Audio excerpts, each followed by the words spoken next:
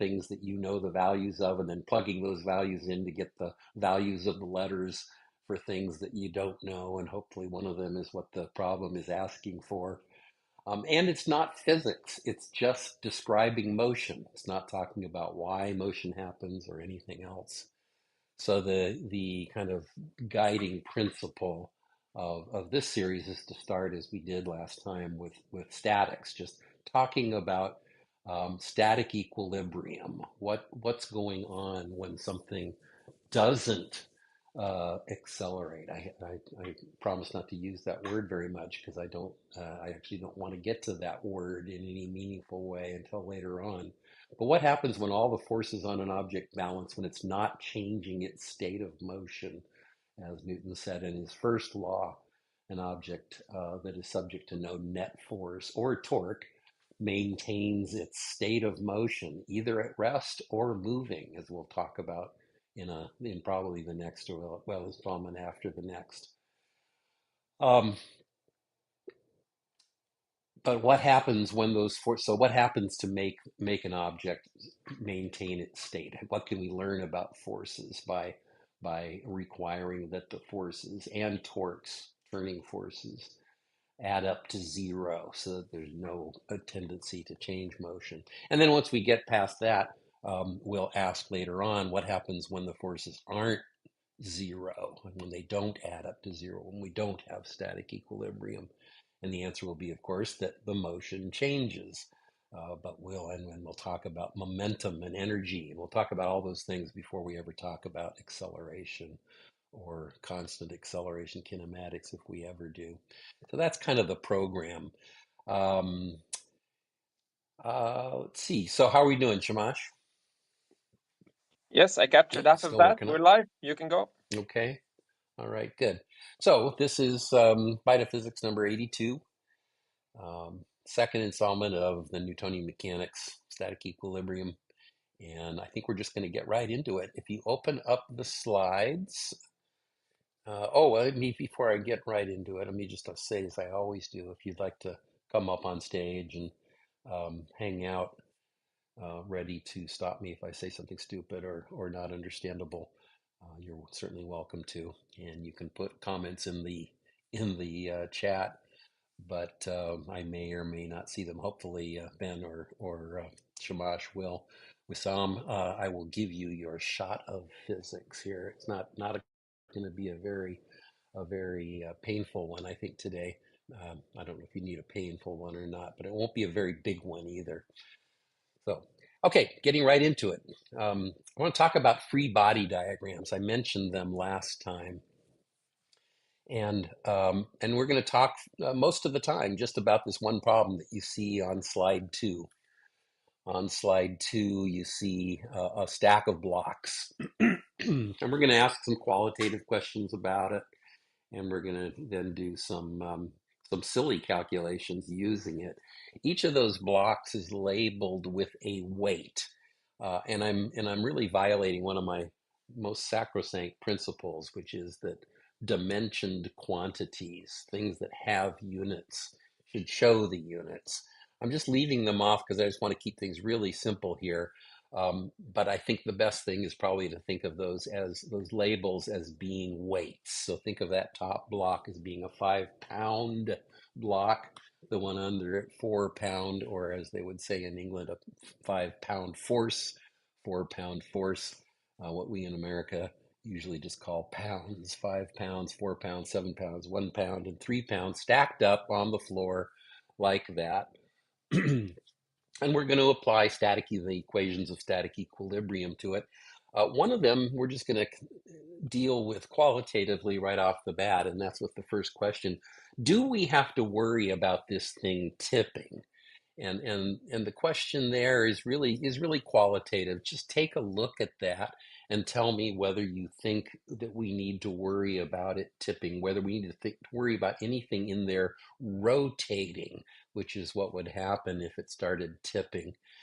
And and if not, why not? What is it about the picture that tells you whether or not you think you have to worry about that? So I'll put that question out there. If anybody cares to answer it, I'll give you a few minutes, or not a few minutes, give you a few So, seconds.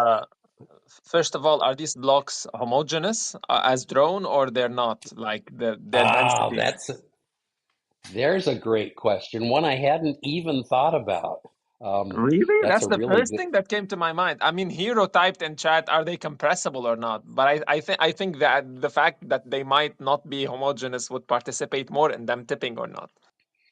I think I came to the question so late because um, my desire was to make this really simple that I didn't even think about either inhomogeneity or squishiness, compressibility. So those are two great things. Let me congratulate both you and Hero for talking about that. And so let's do talk about that. Why would that matter? I will tell So, you that I'm yeah. not going that they are going to be uniform, but tell me why it would matter. In my mind, if I'm looking at that top block, the number five, if those 5 pounds were all to the very left, so it's not a uniform 5 pounds on top of the four, but the center of gravity would tip towards the left, and so it might fall down and then probably topple the four with it or not. But if you're asking only about the balance of the entire thing, then as it falls down, it might hit the seven, which might be unbalanced over the one, right? Like there's a lot of things that could happen because so imagine the five is very tipped to the left, and imagine the center of gravity of seven is very much towards the right. Then the system would collapse. There's no way that you can balance these things in the configuration that is on the picture. You'd have to arrange them in a different way. Yeah, so that's really a good point. And of course the other thing is it's interesting to notice why it is that only the homogeneity or only the homogeneity of block 5 and 7 matter, right? The others don't. Doesn't matter if block 3, 1, or 4 isn't homogeneous. Well, does it? Block three, I block guess I three is guess on it. the floor, so that so it won't really Yeah. matter. What about block 4? Can you imagine a situation in which block 4, the homogeneity of block 4 would matter? Hmm. I'm not. No, I don't think so because block four is supported by block seven in its entirety. So there's no way where Right. block four could tip over if its center of gravity is not in where it's supposed to be, right? Like if it's very far to the left or to the right, or it's very high. So this would stabilize it if the system was unstable. But because it is supported in its entirety on block seven, I don't see a reason why block four would be the most important thing here. I think I can imagine a situation in which it might matter. Can anybody else? Well, if let's see, now I switch away from the slide, so I don't see the numbers. If the center of gravity of 4 was over really far, it would shift the center of gravity of 7 over 1. Wait, I might have gotten the numbers wrong there. Like the center of gravity is changed by every single block, um, Right. So potentially. if you think about clearly the tippiest support is the support that 1 provides to 7, but seven's pretty nicely centered on it. On the other hand, if all of 5 and 4, well, if 4 was far enough over to the left and 7 was a little bit over to the left, at least maybe quite a bit itself, right, then that could matter. 7 could have its center of gravity over to the left, and if 4 had its over to the right, that might actually compensate. And So you but have it five does. as well. You have And you five. have If 5 all as of well, five that's right. was on the right, then four doesn't really matter. But part of the point is just that the center of gravity of 4 could be over so far that its line of action would pass to the left of block 1, in which case that could matter, right? Depending on other things as well. But boy, I didn't intend to spend nearly this long on it. Um, But yeah, so center of gravity, homogeneity of the blocks is an issue. I do want them to be homogeneous. What about compressibility, Andy? Did you want to say? Do you have any like interesting things to say about compressibility? Not really. That was more of a callback joke to our discussion on incompressible fluids. I was going to say if they were incompressible, then Then we got I was problems. going to try to make a joke about it, but it's too early. Yeah. Well, I was thinking about it. I mean, it's interesting that like if block three were compressible, you can probably imagine that it would compress over there on the left, and the whole thing would topple to the left or something. So there's all sorts of things you have to worry about. And of course, they are compressible, but I don't want them to be so compressible that anything like that happens. We're going to treat them as Rigid. incompressible. Hey, David, good to see you Rigid. here I too. was gonna ask, hey, are they fixed relative to each other? Are there any welds, bolts, fasteners, That's a threading, good point too. things like That's right. that that could I don't sustain a intend for torque? there to be Right. So don't they're intend for there to be free anything like relative to that. each other with no friction. That's Assuming right. it's okay. I, so I intend for them to be uniform. I intend for them to be, if you examine them properly, you should imagine that five is well supported by four, and that the combination of five and four is well supported by seven. And that because of the way this is a little trickier, but I invite you to imagine that the combination of five, four, and seven is well supported by one, and so on. And what do I mean? I mean, really, that whole well supported thing, we really do have to talk about centers of gravity, et cetera, but I don't want to. And that's the qualitative, that's the way we're qualitatively dismissing the torque thing, because I think you can imagine just from the intuition that we all get from experience, that playing a Jenga game like this, this isn't Jenga, but similar, if you stack blocks like this, you could certainly stack them more crazily than this, and they would still manage to stand up. And maybe that's enough said on all of that. But that was some good discussion about statics. You can see how complicated it can get, of course, when you do have to worry about non-uniform distributions of weight, and compressibility, extreme like spongy compressibility. Um, then a lot of other things come up. So yeah, good And start. the last comment would be that that this 2D representation is isn't like an optical illusion that if you turn it 90 degrees, the mass is distributed completely differently, like an Good optical illusion. point. Yeah, that's right. I could be tricking you because if we looked at it in the other direction, things might be completely unstable in the forward and backward direction, right? Yeah, that's me being a casualty of having taught physics for so long that I've almost come to see the world as two-dimensional, because this is almost always what we do. In engineering, David's had courses where they really emphasize the fact that the world isn't They two-dimensional. tell you In this doesn't physics, we matter. You're usually going to have to stop. put it in a computer and model the 3 dimensions because you don't have the pencil and paper to do this in 3 dimensions. Yeah, that's right. Okay, well, good.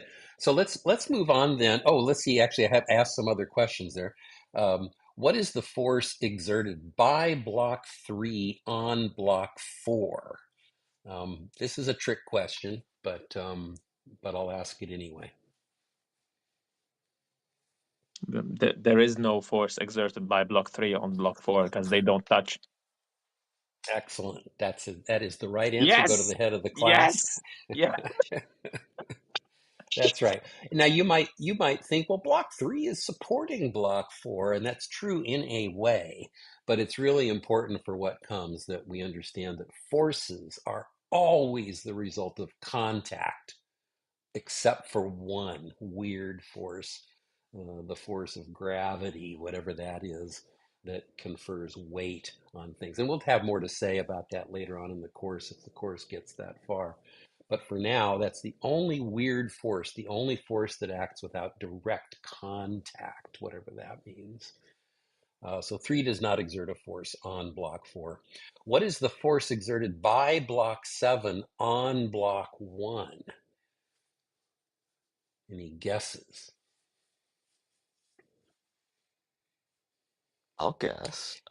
It's the sum of 7, 4, and 5, and it's equal and opposite at the contact point. So the force exerted by block 7 on block 1, forces are vector quantities. So I think you have properly given me the magnitude, which is, you didn't like sum them up, but I what do said you get? 4, 5, and 7. They're sum of their weights, basically the force, and it's at the Okay, so you contact get, interface between 1 and 7. okay, so 16 pounds. What direction is the force exerted by block 7 on block 1? It's pushing down, but It's 7-1 is pushing up. downward. Right. So the answer to that question is 16 pounds downward, right? But I also want to emphasize that's the force that block 7 exerts on 1. It is not that force is not the weight of blocks 5, 4, and 7. It's certainly not the weight of block 7. And it's not even the weight of blocks 5, 4, and 7, because the weight of blocks 5, 4, and 7 is our force. That's a force that acts on blocks 5, 4, and 7. That's not a force acting on block 1. So when I ask what the force that block 7 exerts on 1, that's a contact force. It's not a weight force, even though it is, as we'll see, and as you probably already know, kind of equal to that weight above it. And it's important because when we leave statics, it won't be the same. If this whole system was accelerating, was changing its velocity, let's say, then that wouldn't necessarily be the case. So we want to get used to really understanding that a weight force is a force on some object due to the Earth. It's a force that the Earth exerts on the object mysteriously without having to touch it. The weight of an object. As I say, we'll have a lot more to say about that later on. Okay, how many forces act on the system? And we can make a system be anything we want. I'm going to consider the system consisting of blocks 1 and 4. How many forces act on that system? This is tricky. It's not a trick question, but it's a little tricky. Can I? Go ahead, Shamash. 1 force. Okay, and what's that? What is It's exerting the that force force? of the floor pushing the entire system up. Oh, well, you did so well on a similar question before. I'm a Yes, little yes, surprised at you, Shamash. yes. No, no, not no. You screwed this one up, I'm afraid. But because you Really? were really good, you were really good about that force exerted by block 3 on block 4 thing, right? You know the floor isn't exerting a force on the system of 1 and 4 because it doesn't touch them, right? Ah, I thought you were speaking about the entire system, not only 1 and 4. No, I yeah, thought, 1 and 4. Yeah, yeah, yeah. the I system thought your question consisting was of about the entire system of blocks. Sorry. So your question is what are the forces exerted on 1 and 4? how many forces act on, yeah, how many? Just count the number of Okay. forces that So act let me on try. that Right. system. There's the resistance from 3 on 1. So that's a contact force. There's a force that 3 exerts on 1, that's right. Yeah. And there's a force that 5 exerts on 4. That's another one. There's 2. And there's 7 exerting on 4 as well. And there's 7 There's exerting on 3. 1. There's 4. That's So final you're answer is That's most of 4. the way through. That's not all of them. that's not all of them. Okay. Which ones have I missed? 3 on 1, So 1 that on so that 7 on 1, 7 on 4, 5 on 4. That's it. so you've got all of the contact forces, but I didn't ask for the Yeah. contact. I There's asked the for gravity all of of 1 the and 4. forces. Right. Yeah. Right. So there's either 5 or 6, depending on whether you want to talk about the gravity force being the weight of the system, or if you want to maybe parse it out as the weight of block 1 and the weight of block 4. But those things just add to the weight of both blocks. So you can think of that as, one force or two forces. But at any rate, there's at least 5 forces and maybe 6 if you want to talk about it that way. And of course, you can think of block 1 as being made up of zillions of atoms, each one of which has a weight. You could do that too, but you don't want to, right? You just want to add up all those forces.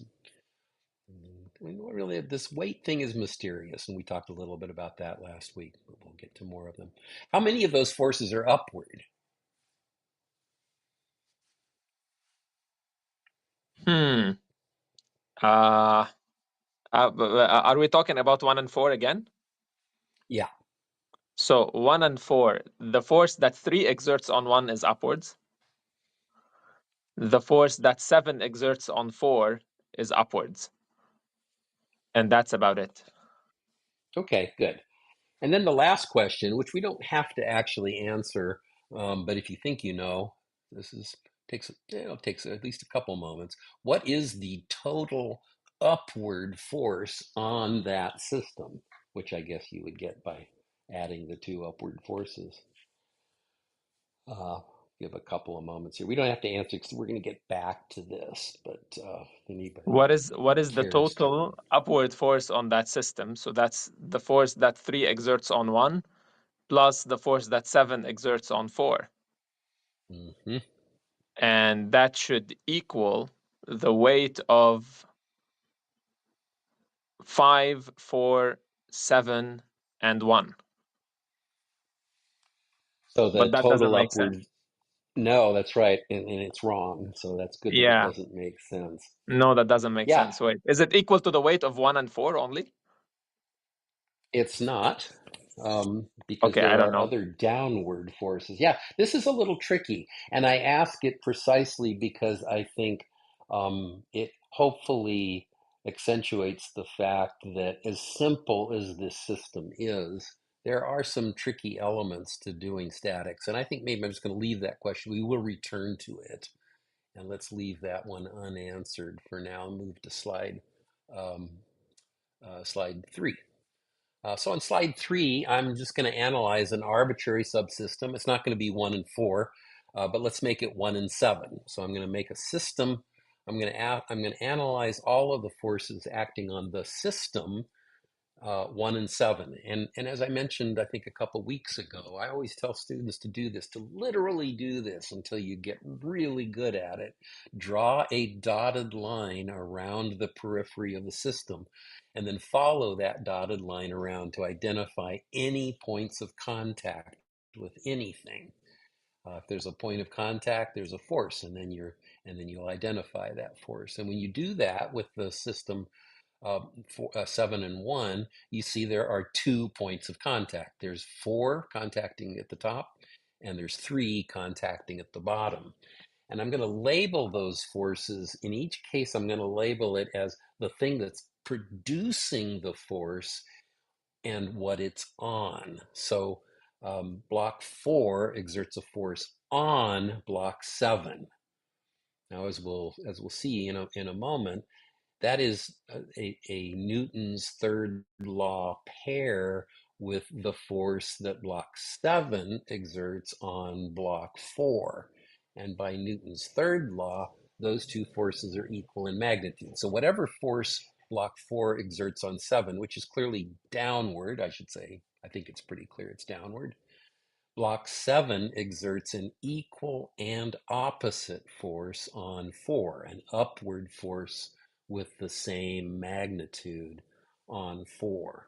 So I'm just labeling it. I'm just finding these forces and I'm showing them. There's a downward force due to 4 acting on 7.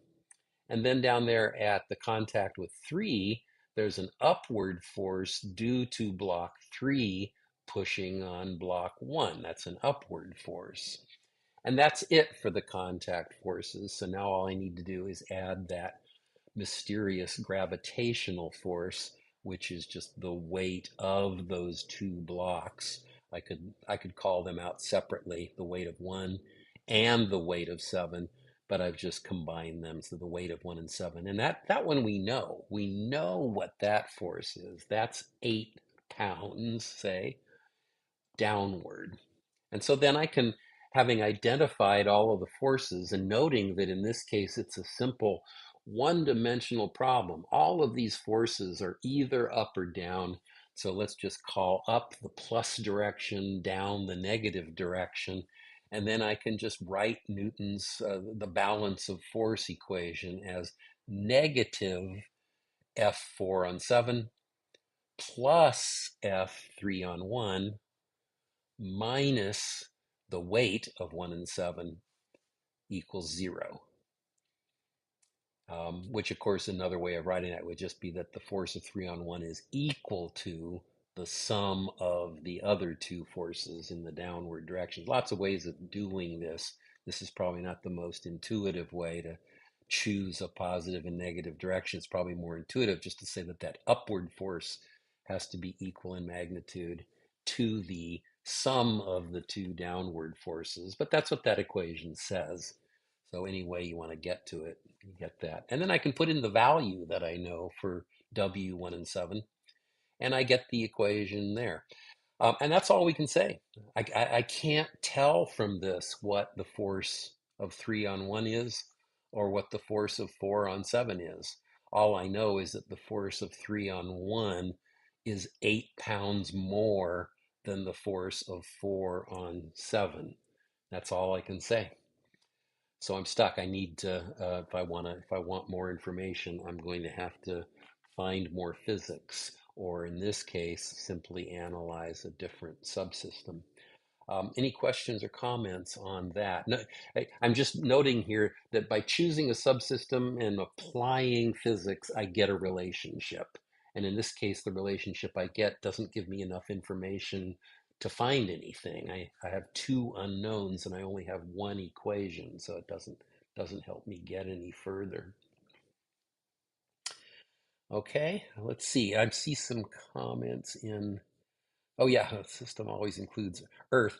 Yeah, so that's an interesting comment. I think I don't know if it's motivated by ideas about potential energy. When we get later to talking about gravitational potential energy, there's a kind of an important sleight of hand we do by eliminating the Earth from the system. That may be what you're referring to. But in what we're doing here, when we talk about forces, the Earth doesn't have to be a part of the system. In fact, it's important in this case that I don't include Earth as part of the system. Earth is an external agent acting on the system, producing these mysterious gravitational forces that we have to take into account when we analyze the system. So let's look at the next slide. In the next slide, I pick a slightly more so this is a more cleverly chosen subsystem, and you'll see why very quickly. Now I'm choosing a subsystem of blocks 5, 4, and 7. And I draw my dotted line, and I go around the dotted line. There's only one place of contact. There's only one contact force acting on this system, the force that block 1 exerts on block 7. And that's an upward force. And then there's the gravitational force. One contact force, and then, as always, the gravitational force, which I know. That's 16 pounds downward. So I write out what Newton's second law says, the F1 on 7, positive F1 on 7, minus the weight of 7, 4, and 5 equals 0. And that tells me instantly that the force that block 1 exerts on 7 is equal to 16 pounds. And it's important to note by Newton's third law, it also tells me that the force that 7 exerts on 1 is also 16 pounds, equal and oppositely directed, but equal in magnitude. There is an interaction between blocks 1 and 7, and that's really an important thing to think about with forces. Whenever you have a force, it's one of a pair of forces. When the block 1 exerts this force on block 7, 7 must exert an equal and opposite force on block 1. And that's true even when they start moving, even when they start changing the way they move. Contact, any force, is always a member of a pair. It's true even for the gravitational force. The Earth exerts a downward force of 7 pounds on that 7-pound block, and that 7-pound block exerts an upward force on the Earth of 7 pounds, which is also a gravitational force. And it's the Newton's third law counterpart of what we call the weight of block 7. That force on the Earth doesn't make it do very much because the Earth's really big, but it does exert that force on it.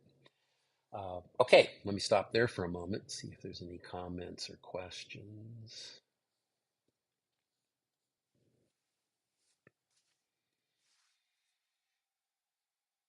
Okay, so I did want to just emphasize there is this interaction pair, the contact forces between them. Neither of those forces, the force of 1 on 7 or the force of 7 on 1, neither of them is equal to the weight of block 7. I mean, it just really literally isn't.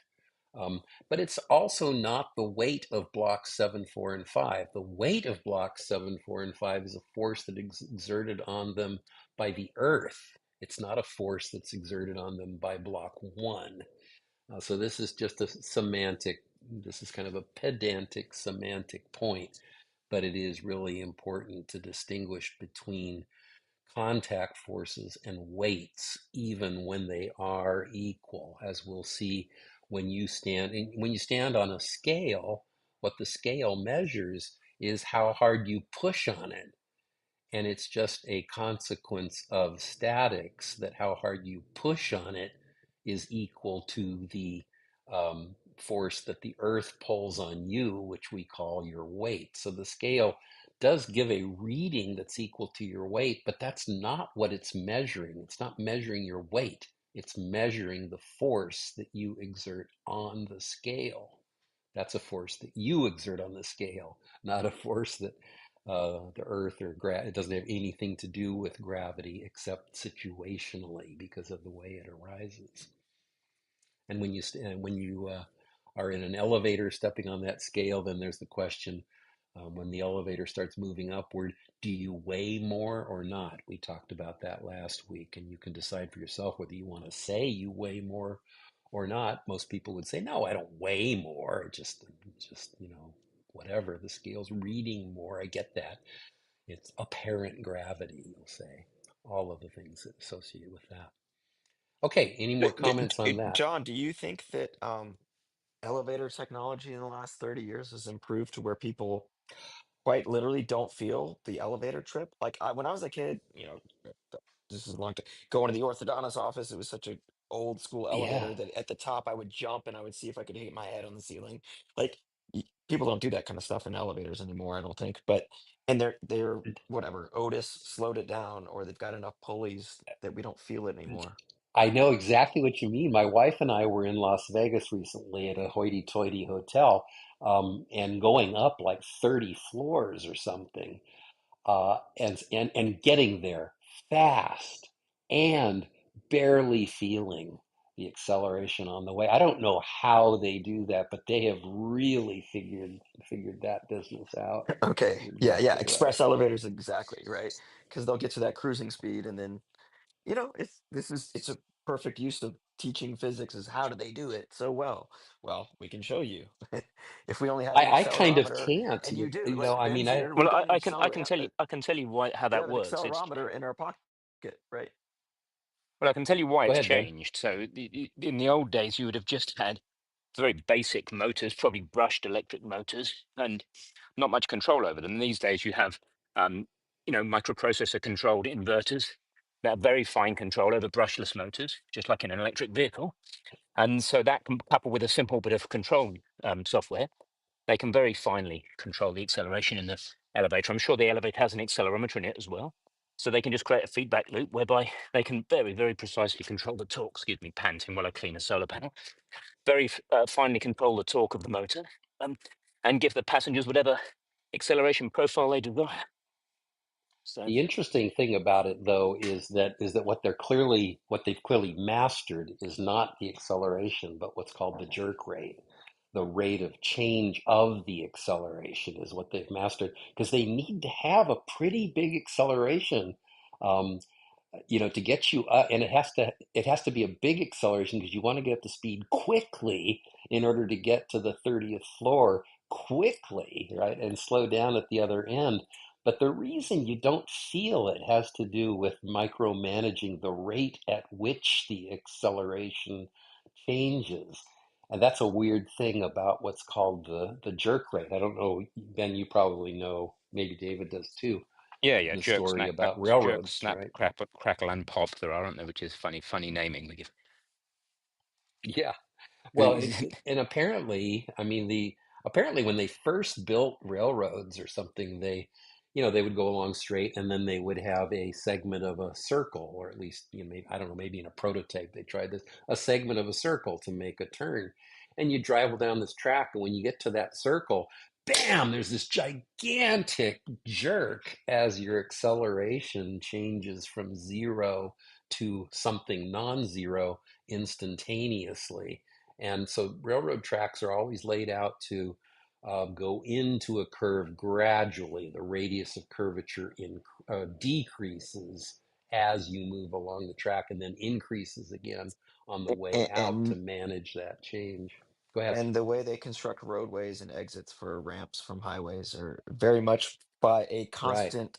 a constant basically degree turn on your steering wheel without, at a safe speed, right? Because basically you have to design for trucks that won't tip over. But there's Yeah. also a bank. We engineer the banks on the roadways so that you actually don't start sliding off the roadway. Right. I noticed that there's a 270-degree on ramp near me that I take all the time. You're going downward and turning by 270 degrees to get on the freeway.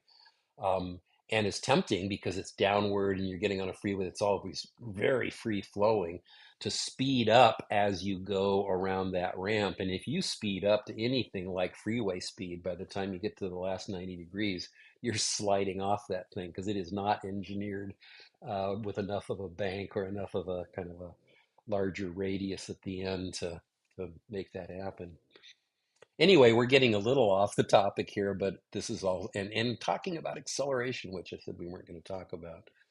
So there we are. Okay, so that's, John, go ahead. we have a question from Kirko. I'm going to read it from chat, and maybe you can Okay. give us your take on that. Does that mean I exert a force equal to the weight of the Earth on Earth, or is the Earth exerting a force the weight of me on me? That's a great question. Here's the way I would answer that. Um, you do exert a force equal to the weight of the Earth on the Earth. If by that you mean the gravitational force, if by weight of the Earth you mean the gravitational force that you exert on the Earth. That's kind of a tautology, right? You do exert a gravitational force on the Earth. It's not unreasonable to call that the weight of the Earth, at least with respect to you. And if you don't, and so in that case, yeah, it would be the same thing. But the question really is, do you really mean what would you otherwise mean by the weight of the Earth? When we talk about the weight of an object, we're always talking about the force that the Earth exerts on it gravitationally. And the Earth can't exert a gravitational force on itself. Maybe parts of it can exert gravitational forces on other parts, but no object can exert a force on itself. So it's not entirely clear what you would mean by the weight of the Earth unless you mean the gravitational force that you exert on it. In which case, yeah, that's the force that you exert on it. And that force is equal to the force that it exerts on you, and it's equal to the reading of a scale if you step on it, without being in an accelerating elevator, and all of that. Anyway, I don't know. I hope that didn't confuse things more. That's a great question. probably mostly because it really brings up the question of what would we even mean by the weight of the Earth. But there are these gravitational forces that we all exert on the Earth, equal and opposite to the gravitational force that it exerts on us. Okay, moving right along. Let's move on to 5. So if I do what I did in 4, notice that in the end, of course, what I found was kind of what we knew right from the start, that the force of contact between blocks 1 and 7 is equal to the weight of blocks 7, 4, and 5, even if it's not literally the weight of blocks 7, 4, and 5.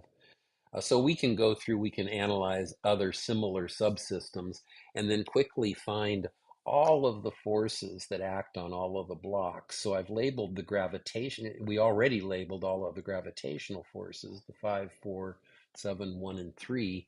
But now what I've done is just quickly put in all of the other interaction forces. There's an interaction force, 5 up and 5 down, at the interface between 5 and 4. There's an interaction force, 9 up and 9 down, at the intersection between 4 and 7, the interface, I should say, and so on. I won't continue on down, but hopefully that makes that all sense. And now we can really talk about just all the, how many forces are there here? There's 5 gravitational forces, and there's 10 contact forces that come in pairs. 2 5s, 2 9s, 2 16s, 2 17s, and 2 20s. And then, of course, there's some force holding the floor up, presumably, but we're not going to go any further. At some point, we're just going to stop. So we've kind of analyzed that system to death, and I would point out again that what would change if that floor were in an elevator such that the velocities of such that these things weren't at rest and weren't even moving at constant velocity? Well, then all of those interface forces would change. And that's enough. I don't want to go any further on that except to notice that we could get those quickly from the weights because of the fact that this is a static equilibrium situation. In a non-static equilibrium situation, the interface forces would all change, and we'll get to that later. Okay. So finally, let's return to that question that I asked at the end. How many forces act on system? It's consisting of 1 and 4. How many of them are upward? What's the total of those forces? Now that's a pretty easy question to answer. Notice I've drawn my dotted line around the system, just like I would require a student to do.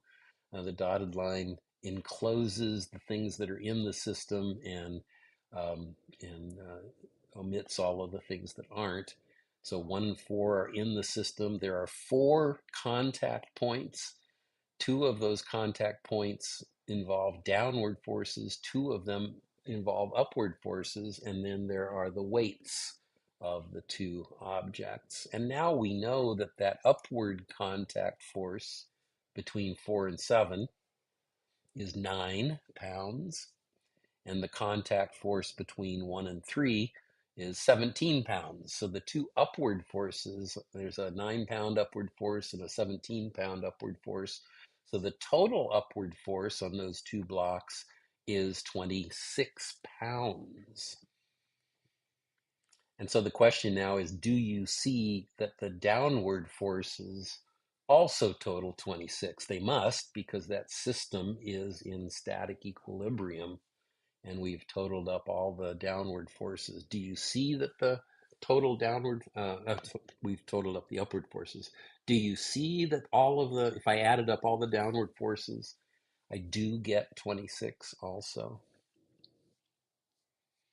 It's not too hard to see, but it's not completely trivial, because now we have to look at different things. So we look at the interface between 5 and 4. There's a downward force of 5 there. The interface between 7 and 1, there's a downward force of 16 there. So that's 21 pounds downward. And then if we add the weight of the system, 5 pounds, we get 26 pounds downward as well. Now that all follows really, really trivially from everything we've done, but it's still kind of interesting, and I think not immediately apparent until you have gone through the static analysis, how that works out. With the information we now have, we could answer any question about the forces on any subsystem here easily and see that it all works out for each one, because the whole thing is self-consistent. So that's it for the blocks. I just wanted to end with an application of this, a more interesting application to the case of the Earth's atmosphere. So if you move on to slide 7, I'm showing the Earth's atmosphere. I think we all know that the Earth's atmosphere has a pressure that gets smaller as we go to higher and higher altitude. And we can find, at least qualitatively, we can understand that pressure in the same way we did the blocks. We take a subsystem. We have the whole atmosphere. I'm going to suggest we take a subsystem, which is just a cylinder, an open cylinder. It has a closed bottom at some altitude off the bottom there. Oh, I realized I didn't actually put the final drawing I wanted in there. It has a closed bottom at the some altitude above the ground, and it has an open top up there somewhere in space where it doesn't matter how high I go because there's no downward force or negligible downward force, negligible pressure at some point up there. So we just imagine the forces on this cylinder of air. There's going to be squishing forces all around the side of it. In particular, at least in this two-dimensional view, there's a force from the air on the left, force from the air that's to the left of the cylinder. Sorry, it's a rightward force. I didn't label that very well either. And there's a force from the air to the right, which is a leftward force, as shown. And those two forces, I think, pretty obviously cancel, because at every altitude, even though the pressure is changing, there's a little patch over on one side that has a force that just cancels the force from the other side. It's it's not a trivial cancellation, because that force per unit area is changing with the height, as the pressure does, but clearly adds up to nothing because of the symmetry of the situation, force coming from all sides. The only unbalanced contact force is the contact force from the air at the bottom of this cylinder. And that's a contact force. This is air in the cylinder contacting air outside the cylinder, outside of the system. And it's an upward force on that cylinder of air, which must then be balanced if the cylinder is not itself falling or rising, must be balanced by the only other force acting on that cylinder of air, which is its weight. So the force from the air below must just equal the weight of the air in the cylinder, just like it did in the stack of blocks situation. And with a little understanding what pressure is, force per unit area, we see that the force from the air below is just the pressure at that altitude h, which I meant to write in there, times the area of the cylinder, which I also meant to write in there. And so I can find the pressure at any altitude by just the weight of the air in the cylinder divided by its cross-sectional area. And there's something weird about that equation. Notice what I'm saying is that the pressure at altitude h is the weight of the air in that cylinder divided by the area of that cylinder, as if the pressure depends on my choice of cylinder. If I chose a bigger cylinder, there'd be more weight in it. So how does that work?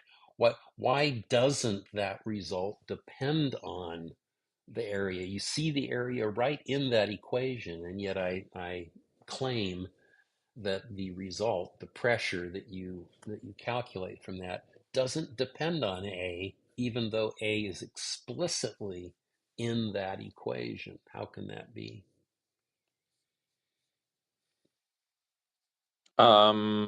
Is it because the wider or narrower your cylinder, the more or less particles you're including? And in every one of those situations, the force balance is always the same. So even though you're including more particles that have weight and is pushing down on them, you are including also a bigger surface that is pushing upwards on those particles. Does that make sense? Yeah, it makes sense. It doesn't quite answer the question. It goes in the right direction, right? It tells you that, the bigger I make the cylinder, the more it's going to weigh, and therefore the top of that thing gets bigger and the bottom of that thing gets bigger as well.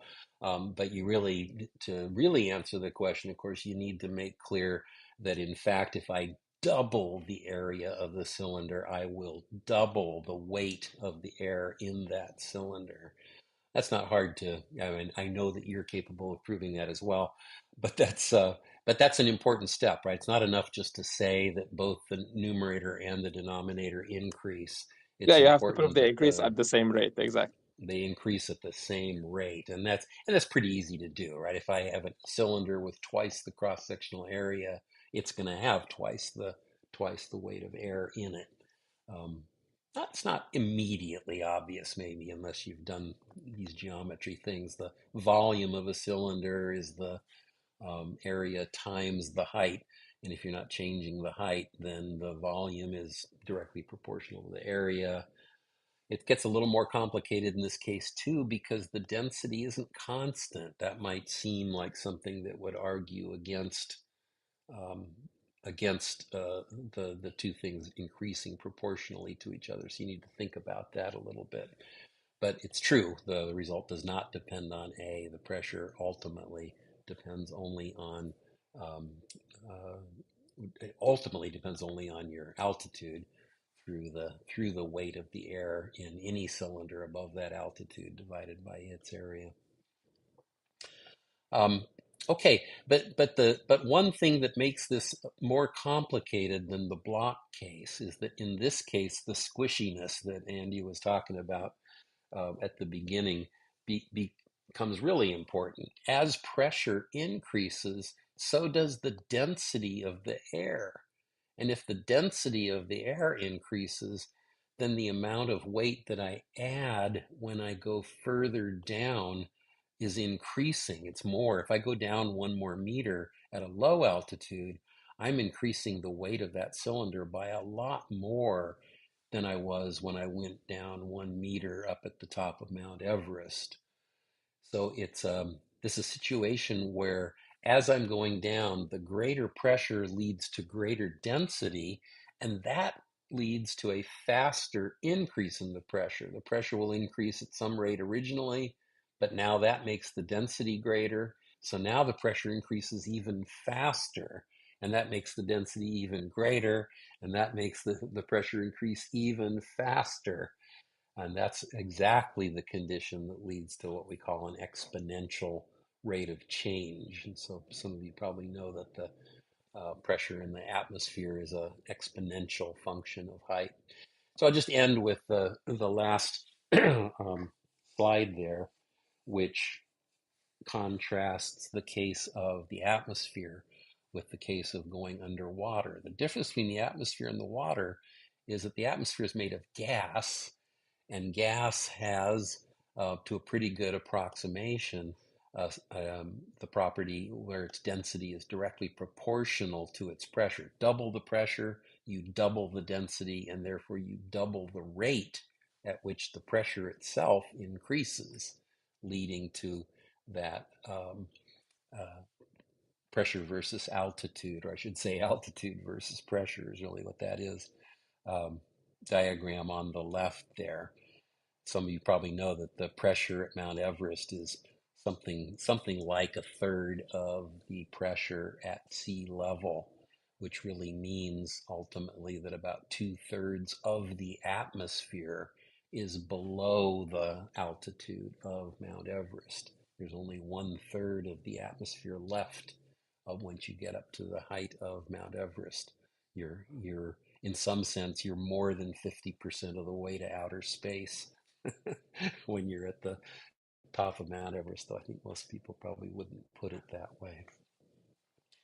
And that's to be contrasted with going underwater, because for water, for liquids in general, as opposed to gases, they are relatively incompressible. It's not to say that they're incompressible, but compared to gas, to a first order approximation, it's reasonable to say that the water simply remains at the density regardless of its pressure. It gets a little more dense, but not nearly like the atmosphere. Since the density doesn't change, the pressure gets greater at a constant rate now. It doesn't get greater at an increasing rate as it does in the atmosphere. And in fact, as all scuba divers know, you go 10 meters under water, 30 feet, 33 feet down. The pressure is 2 atmospheres. It's the weight of all of the air above you, all the way up to the top of the atmosphere, and in 10 meters more, you have an additional equal amount of weight above you, causing the pressure to double, and then it goes up by 1 atmosphere every time you go down another 10 meters. And that diagram shows the effect of that pressure in terms of what would happen if you had a balloon filled with gas at atmospheric pressure at the surface and took that balloon down 10 meters. It would be half the size. It would be compressed to half the size by the pressure being twice as great, and so on. That's a fun physics problem too, is to think about taking a beach ball underwater. There's a point, just to tantalize you, there's a place, if you take a beach ball underwater, you probably know it's really hard to push a beach ball underwater. But if you were able to, and you were able to get it down underwater a little bit, it gets easier and easier to push it down as you push it down. And there comes a point where if you let it go, it'll sink to the bottom. Uh, depends on that point depends a little on the size of the beach ball, how much air is in it, and everything. But that's something to think about. There's a place where you can release the beach ball and it'll just stay there. If you release it below that point, it'll fall to the bottom of the sea. And if you release it above that point, it'll start rising and then rising faster and faster until it pops out of the surface. Leave that for discussion. Okay. So I think maybe I'll just leave that. We can talk more in discussion afterwards. Just a couple words about looking ahead. Today we dealt with just the simplest kind of statics. One, just force, and just in one dimension, vertical, where weight is a primary factor. We didn't talk at all about sideways. Well, we talked a little, I guess, about sideways forces canceling, but next week, or the next time we do an installment of this, we'll look at 2 or 3 more examples involving both forces and torques in at least 2 dimensions. Maybe I'll get wild and put a 3-dimensional problem in there, but I think probably just look at some simple force and torque problems.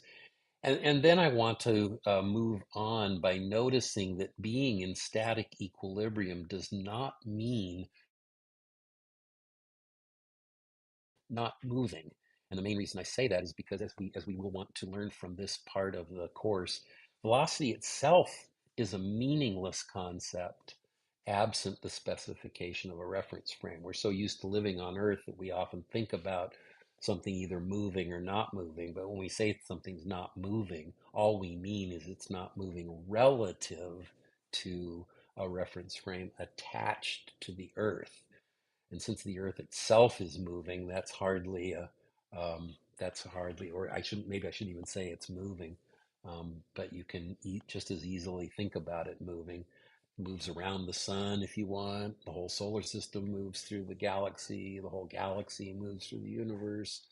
All of these velocities are irrelevant. The only thing that's important is when the velocity changes. And so that's what we will come to after we kind of understand this idea of Galilean relativity. We'll ask what happens when the net force on an object is not zero. And we will find, as we should totally expect, that what happens when the net force on an object isn't zero is that its velocity changes in whatever reference frame. The interesting thing will be is that the change in velocity is the same regardless of our reference frame. We can be in a reference frame where the object isn't moving. We can be in one where it is.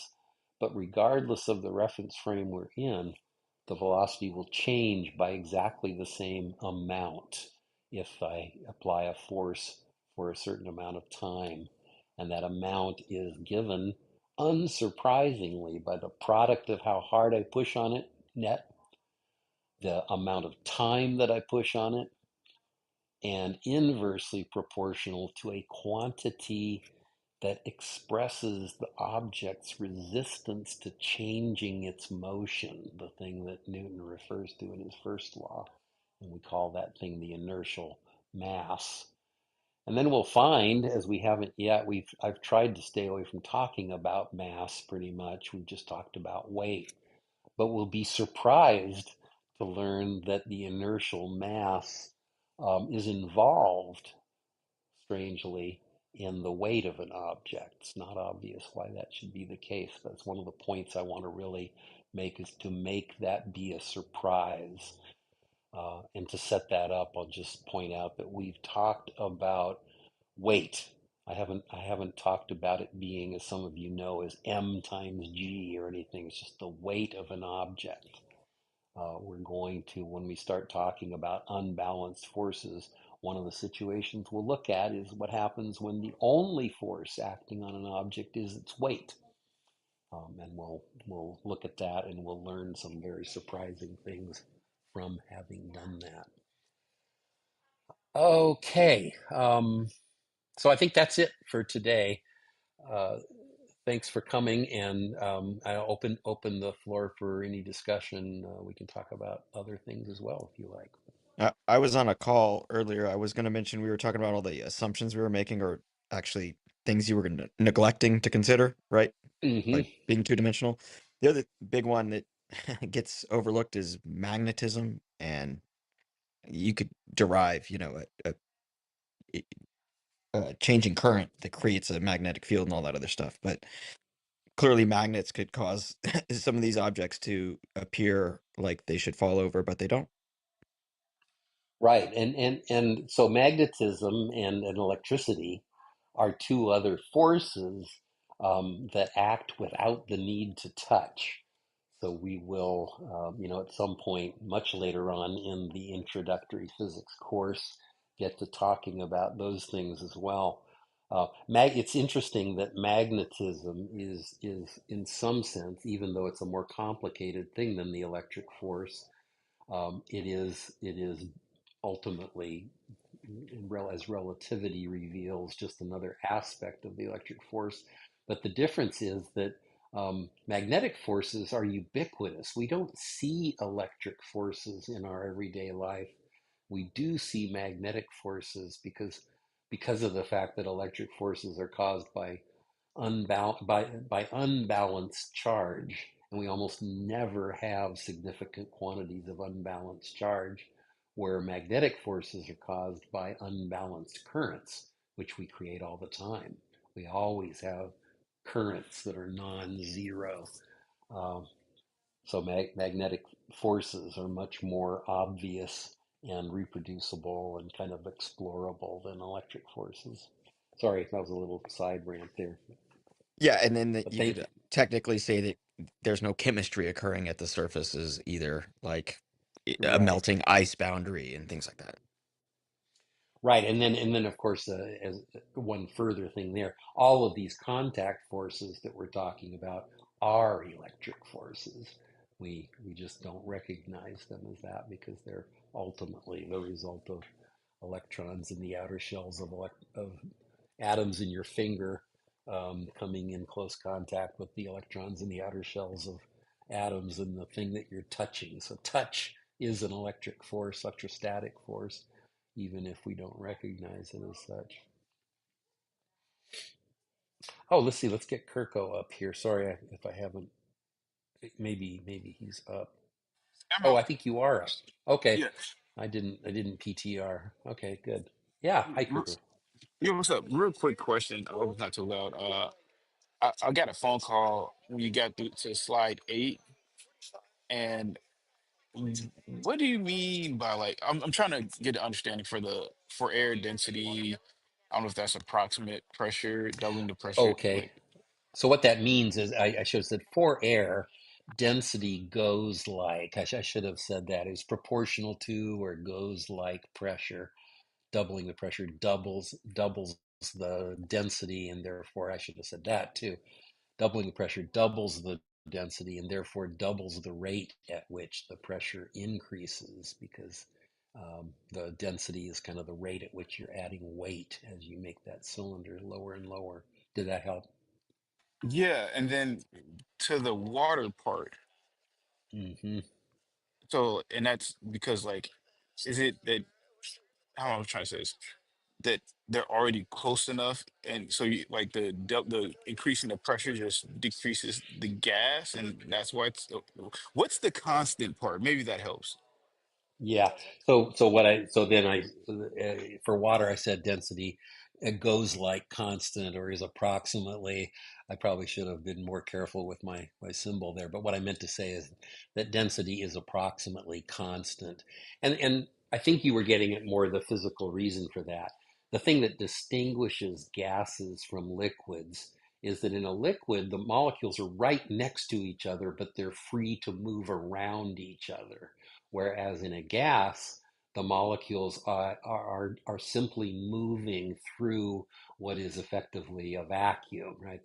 The molecules themselves are free, not touching other molecules. They may collide with other molecules occasionally, but mostly what a gas is nothing with atoms moving through nothing. Or at least that's the picture, right? Our model of a gas and a liquid. I should really emphasize that. The model of a gas is little particles darting around through empty space, whereas our model of a liquid is little particles that are all right next to each other, but are not locked into a grid as they would be if they were a solid. Gotcha. So essentially, because there's less space in the liquid, that's why the density is approximately the same, where there's plenty of free space for the gaseous particles to move around. So that's what exponential. It Right. If you think of atoms as marbles, right? Liquid and gas, those marbles are both right next to each other. The only difference is with a liquid and solid, those molecules are right next to each other. Those marbles are right next to each other.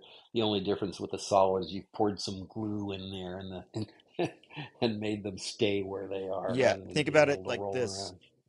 Kirko, that at a macroscope, or yeah, whatever, at a smaller scale, I guess it would be micro, but not too small. Uh, you could think of the density of a liquid being very, very similar to a solid, but the difference in your mental model should be that liquids don't uh, easily allow for shear forces. So the liquid slides relative to itself. You basically, in a layer, horizontal forces uh, can be neglected, and it's only the gradient downward.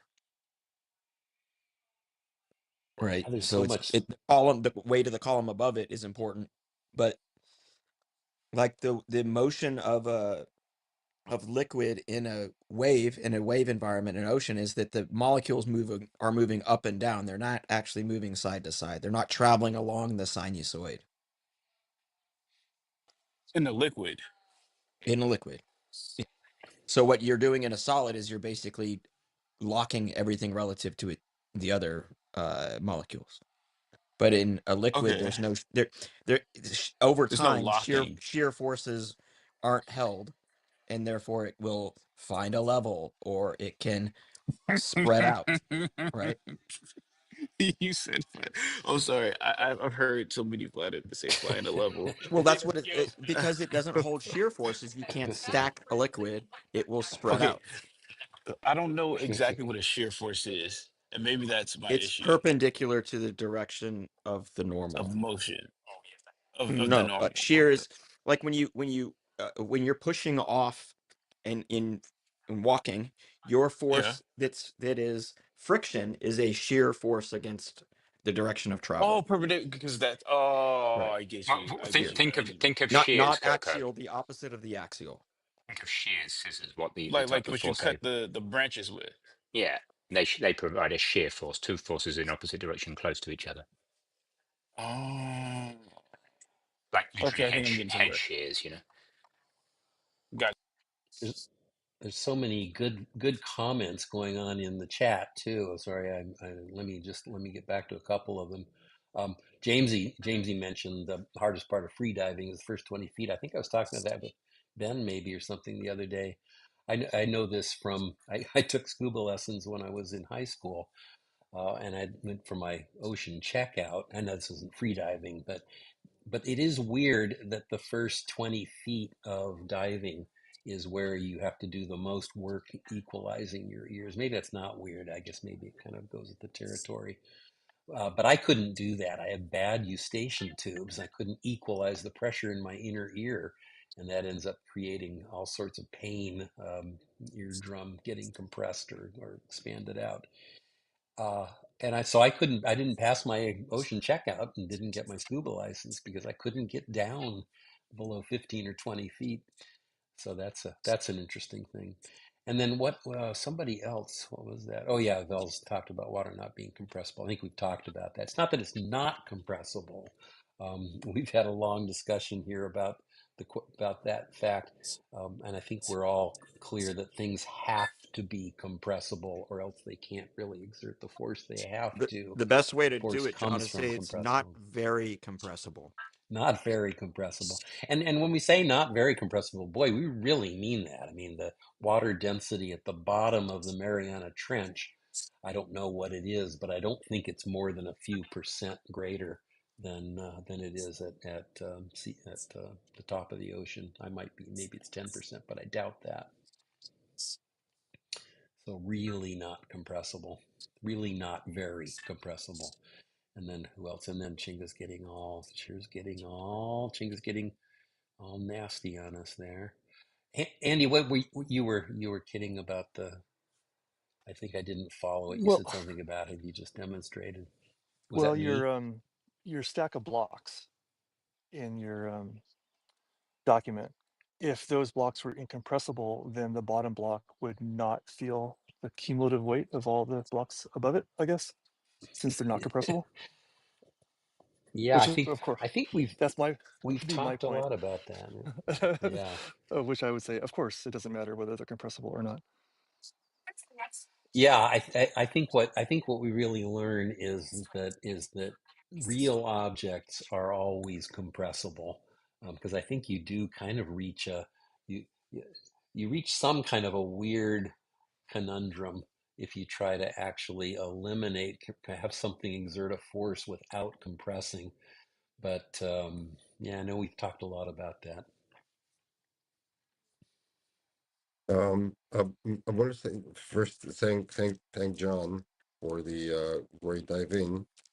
Like I remember my childhood in school. Thanks a lot. A lot of things have been forgotten, and the refreshment is always beneficiary. So I was wondering. I mean, I was really like impressed by this thought experiment. Maybe someone actually did this experiment of the balloon going underwater, then I'm trying to understand what actually happens as it goes down. Obviously, the air is compressed inside the balloon; it's getting smaller, and so at some point, is it compressed to a point of becoming almost a liquid, or is that when it starts to to sink? So Yeah, I'm, so I'm it's thinking, not that it does have to. I mean, it is. I guess I should point out that you do have to have a beach ball made of material that is either less dense than water, um, or that can compress to be less dense than water. I shouldn't have been quite so cavalier, but the fundamental idea is simply this, and it does require understanding the idea of the buoyant force.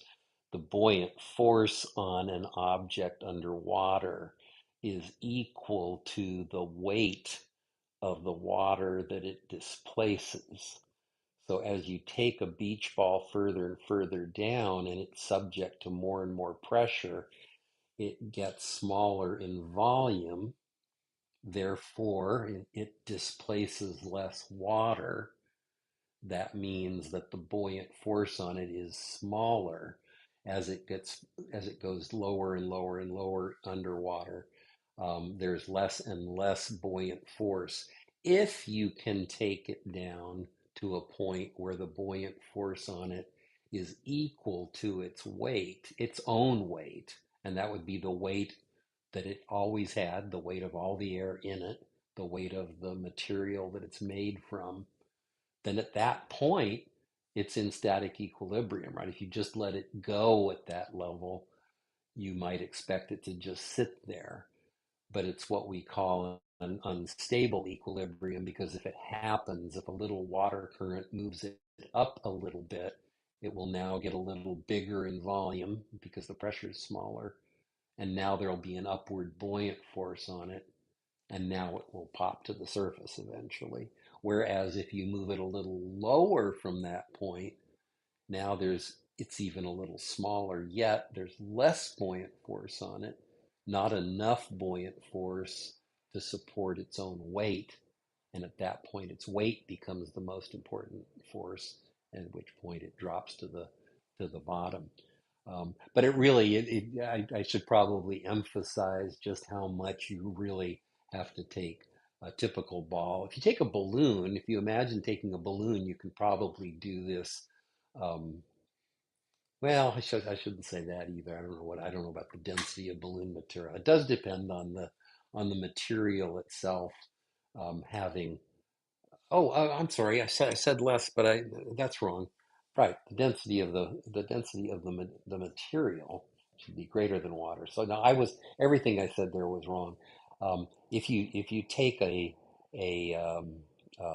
any balloon, any ball uh, that has a density greater than water down, then it's going to, at some point, it'll compress to the point where its buoyant force is It not would enough actually to help it. support Yeah, its it would weight. actually help it fight the buoyant force because it's Yeah, denser.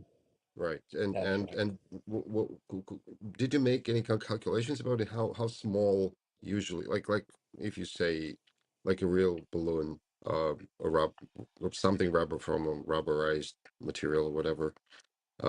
How small would it get? Out of curiosity. Well, Yeah, well, it's a good yeah. question. You can kind of I haven't done the calculation. I should do the calculation. The calculation would depend on knowing the density of the material that it is made of. You'd have to know that to be able to actually calculate the final point. But just to remember that air has a density that is something like 1,000 times, about 600, 700 times less than that of water. So if you want to get the air to be effectively not important, you if it were a matter of trying to make the air just as dense as the water, you'd have to decrease the volume by a factor of something like 700, and that would mean you'd have to be Wow. down by about 700 you'd have to be down where the pressure is something like 700 atmospheres. Now it would happen before that because the balloon material itself has some weight, but you know, quick order of magnitude calculation, I would say you'd have to be down at a place where the pressure is hundreds of atmospheres, and that would There's like mean seven probably down kilometers or by a something like that. kilometer or more, kilometer, Oh, two, 3 kilometers. Sorry, did you say? you Yeah. said 700 Oh, atmospheres, and that's 10 meters per, right, per atmosphere, something like right. that. So that would be 7 kilometers, but you wouldn't have to Right. go that far because as long as the material that the ball was made of was relatively dense, you could do it before that. So it'd be hundreds of atmospheres, Right. Okay. probably a Okay. kilometer, 2, 3, 4 kilometers, something like that. Unless I've made a mistake, somebody can check me on that. That's just in my head. I haven't actually ever sat down and worked that out for a specific case. Not Thanks. going to Yeah, do it yeah. in a swimming pool. That's just to it. It's a very nice thought experiment to have. Yeah, thanks. Yeah. Yeah, thanks, Pels. Anything else? Always happy to see you next week.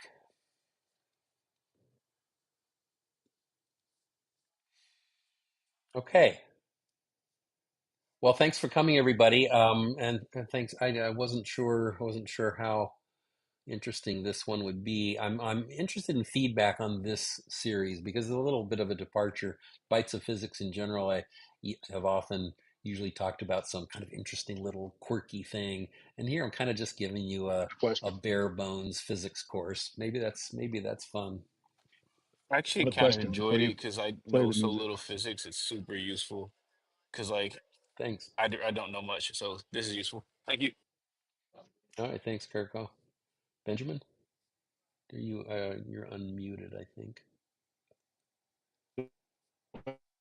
Oh, I'm not hearing you. Your mic, you're in the matrix. Um, I have a poor signal. You There were you are. talking about compressibles, Say again? and water is compressed under the ocean. Water is compressed under the ocean, right? But not very. Not very, yeah. What are your thoughts about the compression of matter particles? Oh, you were in the matrix again. What'd you say? What is your Yeah, any thought on compression of particles serious matrix, Benjamin. Sorry, you're really bad connection. Yeah, strange. I have lots of bars. I heard that. Want to try one more time? Oh, yeah. What about compression at the particle level? Do particles compress, Oh, or do atoms yeah. compress, or Well, only that's molecules? so that's an interest. I'm not quite sure how to answer that. I mean, there are no particles, of course, if you believe in the model in our current paradigm. We don't really have particles. We have things that we call particles, um, and they're little localized quantum fields, little knots of quantum fields. Um, and the question of whether they compress, that's a good one. I don't know quite how to answer that question. I think it is probably the case that there's some kind of compression that goes on, but it really does have to do that it all interfaces with the uncertainty principle, the idea that if you localize something more and more, um, it you have less knowledge about its momentum. That usually translates to it having kind of more momentum on average. It's kind of an ideal gas law unto itself. Compress it and get more pressure.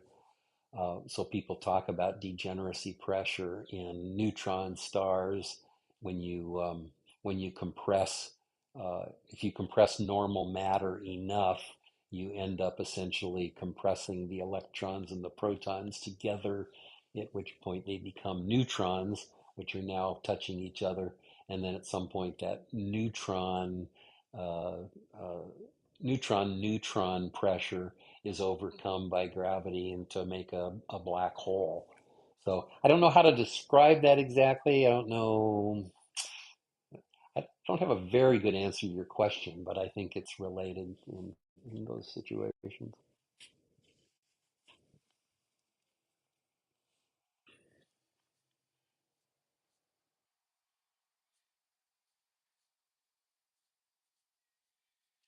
Okay. Anything more?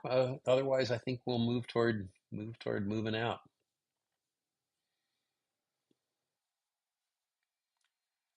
And so we will. Oh, I haven't got my favorite new tune on here yet. What'll we do today for oh, maybe we'll play out with a little happy-go-lucky tune. Okay, thanks everybody for coming. Um, hope you can see a little more clearly now.